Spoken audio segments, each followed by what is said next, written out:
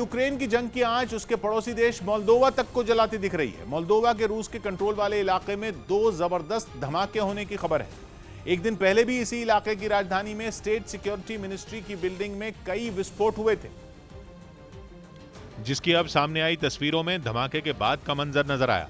लेकिन इन धमाकों की गुत्थी अभी सुलझी भी नहीं थी कि अगले ही दिन सुबह सुबह मोल्दोवा के रूस के कंट्रोल वाले ट्रांसनिस्ट्रिया इलाके में एक रेडियो सेंटर में 2 धमाके हो गए, जिनके पहुंचाए नुकसान की सामने आई तस्वीरों में 2 बड़े बड़े रेडियो एंटेना बिल्कुल बर्बाद नजर आए।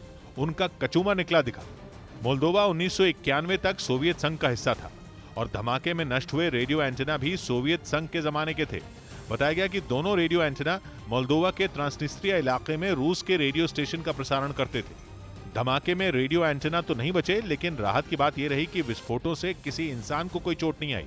लेकिन मोल्दोवा के ट्रांसनिस्ट्रिया इलाके में बार बार हो रहे धमाके मोल्दोवा और उसके पड़ोसी यूक्रेन के लिए राहत की बात बिल्कुल भी नहीं है, क्योंकि ट्रांसनिस्ट्रिया मोल्दोवा का वो इलाका है जो कि यूक्रेन की दक्षिण पश्चिमी सीमा से लगता है।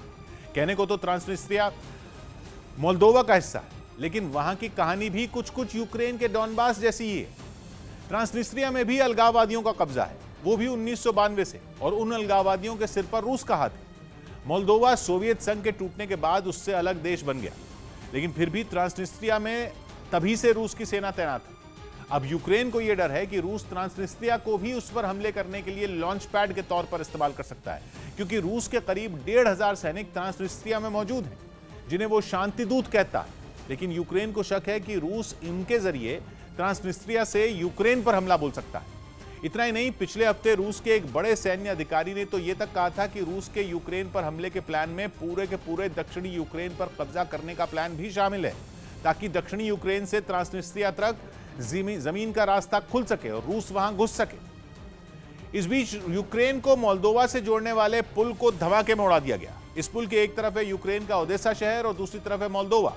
ये पुल जंग के हालात में यूक्रेन की सेना के सामान को इधर से उधर पहुंचाने में बहुत मदद करता है, जिसे रूसी फौज ने बड़ी होशियारी से धमाके में उड़ा दिया। जो तस्वीरें सामने आई उनमें ओडेसा से मोल्दोवा की सीमा को जोड़ने वाला ये पुल ध्वस्त दिखा। इस हमले के बाद वहां कुछ बचा तो वो थी धमाके की तेज आवाज। इस हमले के बाद वहां दूर से ही धुएं का गुबार उठता नजर आया, जिसे देखकर वहां मौजूद लोग घबरा गए।